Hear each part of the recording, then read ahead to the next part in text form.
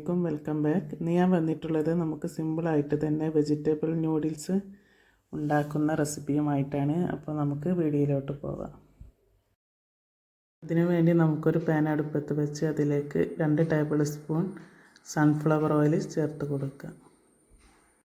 ഇനി ഇത് ജസ്റ്റ് ഒന്ന് ചൂടാകുമ്പോഴേക്കും നമുക്ക് ഒരു സവാള ചെറുതായിട്ട് അരിഞ്ഞത് ചേർത്ത് കൊടുക്കുക. ഇതൊന്ന് ചെറുതായിട്ട് വാടി വരുമ്പോഴേക്കും നമുക്കിതിലേക്ക് ക്യാപ്സിക്കം ചെറിയൊരു കഷ്ണം ചെറുതായിട്ട് അരിഞ്ഞത് ചേർത്ത് കൊടുക്കുക. ക്യാപ്സിക്കം ഇല്ലെങ്കിൽ ഒരു പച്ചമുളക് ചെറുതായിട്ട് അരിഞ്ഞത് ചേർത്ത് കൊടുത്താലും മതി. ഇനി ഇതൊന്ന് ഇളക്കി കൊടുക്കുക. ഇനി നമുക്കിതിലോട്ട് 1.5 ടേബിൾ സ്പൂൺ ടൊമാറ്റോ സോസും 1 ടേബിൾ സ്പൂൺ സോയാ സോസും ചേർത്തിട്ട് ഒന്ന് നന്നായിട്ട് ഇളക്കി കൊടുക്കുക.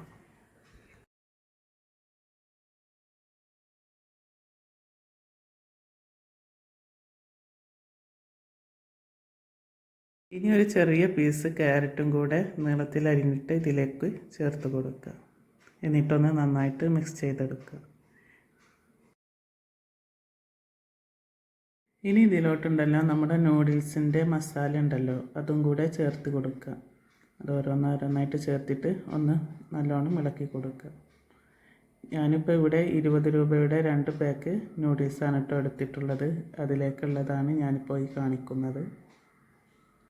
ഇതിലോട്ട് 250 ml കപ്പിൽ 2 കപ്പ് വെള്ളം കൂടെ ചേർത്തിട്ടൊന്ന് നന്നായിട്ട് ഇളക്കി കൊടുക്കുക. ഇനി ഇത് തിളച്ച് വരുമ്പോൾ നമുക്ക് നമ്മുടെ നൂഡിൽസ് ഇതിലേക്ക് ഇട്ട് കൊടുക്കുക.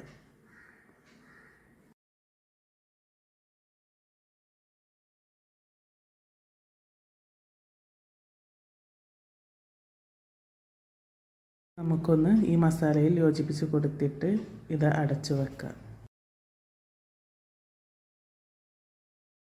ഇനി ഒരു 3-4 മിനിറ്റ് ആകുമ്പോഴേക്കും ഇത് നന്നായിട്ടൊന്ന് കുക്കായിട്ട് കിട്ടും.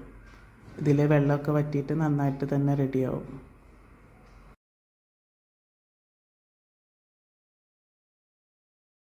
അതിപ്പോൾ ഞാൻ 3 മിനിറ്റ് കഴിഞ്ഞതിന് ശേഷം തുറന്ന് നോക്കിയതാണ്. അപ്പോഴേക്കും വെള്ളമൊക്കെ വറ്റി ഒരു രീതിയിലായിട്ടുണ്ട്. കുറച്ചും കൂടെ വെള്ളം വറ്റാനുണ്ട്.